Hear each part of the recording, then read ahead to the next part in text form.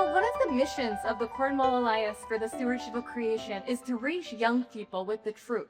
Not just the truth of the Bible, but also the truth of science. Because of this, we are excited to feature a few local young students tonight who are faithful in sharing the truth with the people around them. And I'm excited to introduce you to the first student speaker now. Daniel O'Malley is a PhD candidate at the University of Memphis, where he is pursuing a doctorate in analytical chemistry and conducting research focused on water treatment. In addition to his doctoral studies, Daniel is also pursuing a Master's of Divinity in Pastoral Ministries at Benderha. He had his Master's in Chemistry in 2023 and completed his Bachelor's degree in 2021 from the University of Memphis. Daniel is an active member of Collierville Bible Church, where he teaches Bible studies and serves as a youth leader. In addition to being a chemist, he holds a private pilot's license, although he has yet to conduct a chemistry experiment while flying, which he feels may be a missed opportunity. Please welcome him to the stage.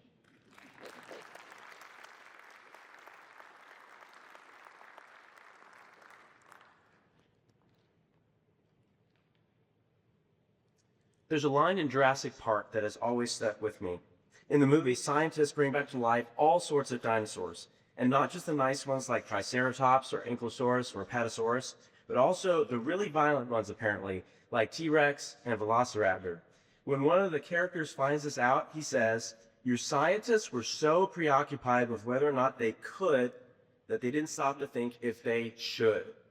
Now, why do I bring this up? Well, first off, because I've been asked by certain unnamed people to try to clone dinosaurs like Jurassic Park, which really makes me wonder if they saw the end of the movie. But I also bring this up because it highlights an important area where the Christian faith is needed to be a check on science in deciding what should be done, not just what can be done. Let's start by briefly discussing what science is. The word science means knowledge, and that's exactly what the scientific process strives for. Science is a method of investigation that looks at the questions it is given and tries to find the answers. It looks at creation and asks, why does this work the way it does? Why does the sun always rise in the east and set in the west? Why does hydrogen, a flammable gas, and oxygen, the gas that makes fire possible, when combined make water a substance that is used to put fires out? In this way, the natural sciences are an outflow of curiosity.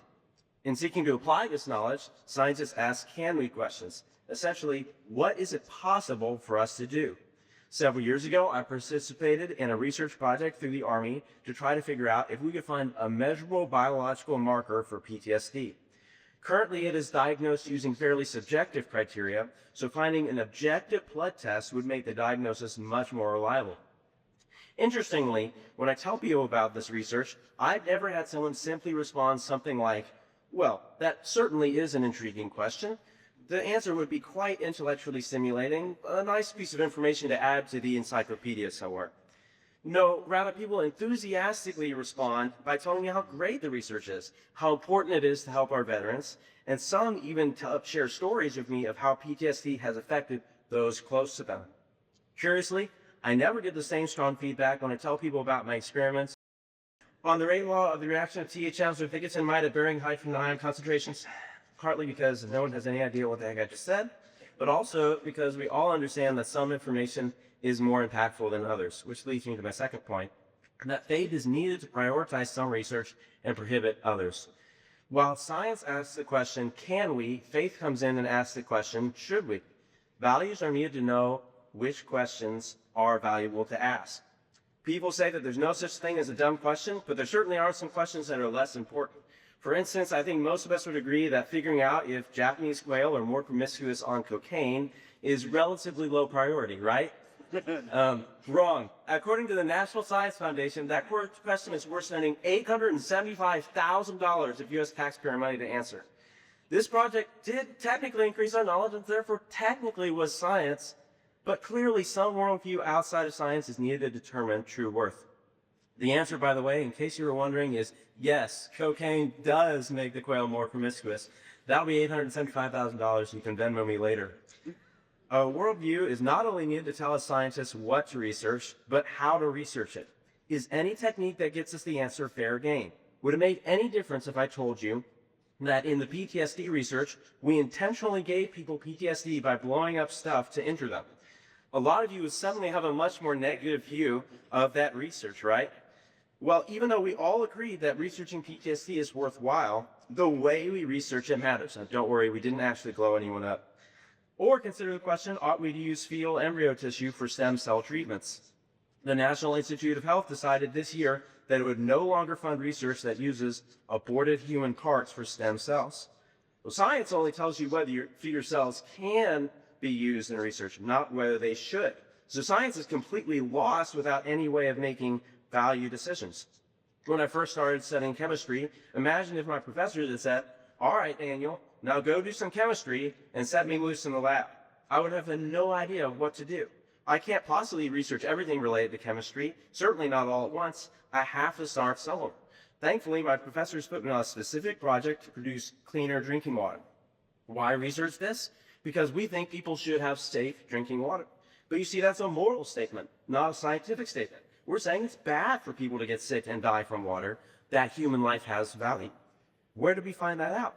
Not from science. Nothing in the structure of the carbon atom or the process of photosynthesis, or even, believe it or not, the fact the mitochondria is the powerhouse of the cell. None of that tells us inherently that human beings are worth protecting. Only a worldview can tell us this, which brings me to my last point. That since science cannot research everything, it will be directed by some value system. Every scientist will have to choose some method of weighing what is more or less valuable.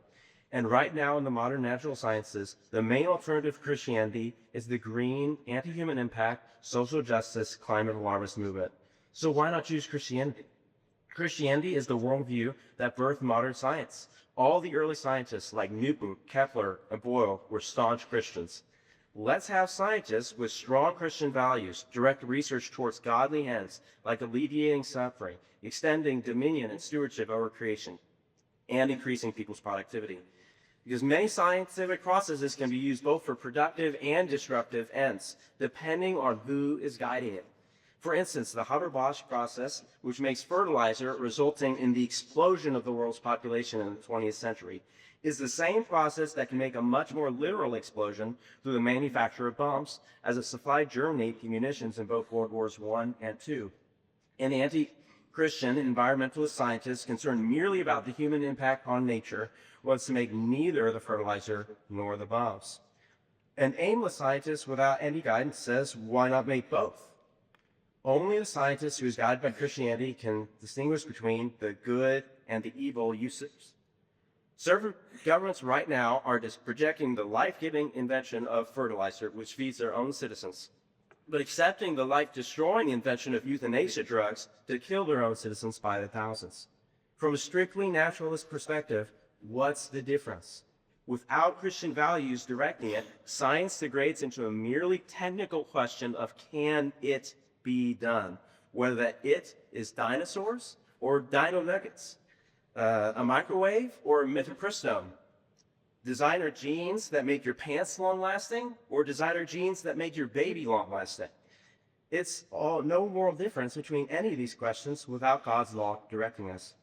And try as we might, we cannot stay on the sidelines. As we learned during COVID-19, you may not care about the science, but oh boy, does the science care about what you do. So in conclusion, what can we do? How should we respond to this? Well, for those who are currently working or studying in scientific fields, don't let people convince you to leave your Christianity at the door because science and religion don't mix. Actually, science and religion must mix. There's no way around it. Let the Bible guide you in prioritizing what research should be done. Refuse to go against Christian morals. Scientific endeavors do not create some alternative system of ethics. So rather than feigning some supposedly neutral moral system, talk about issues in an explicitly Christian frame. For those who are not from scientific background, you are needed to direct the research that is done through your tax dollars and public policy. You absolutely have a say in how that money is used and in laws regulating scientific research. When in conversation, don't let someone silence you by saying, the science says. Science doesn't say anything on ethical matters. It is completely paralyzed without Christians like you to guide it. Above all, we must remember that if Christians advocate science, it doesn't stay neutral, as if there was some middle ground between pleasing God and not pleasing God.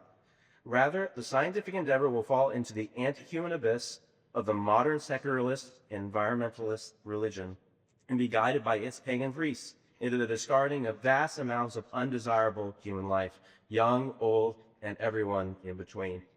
In other words, we have to choose whom science will serve, whether the God of our fathers or the gods of Mother Earth and environmentalism in whose land it dwells. So choose you this day. As for me and my lab, we will serve the Lord. Thank you.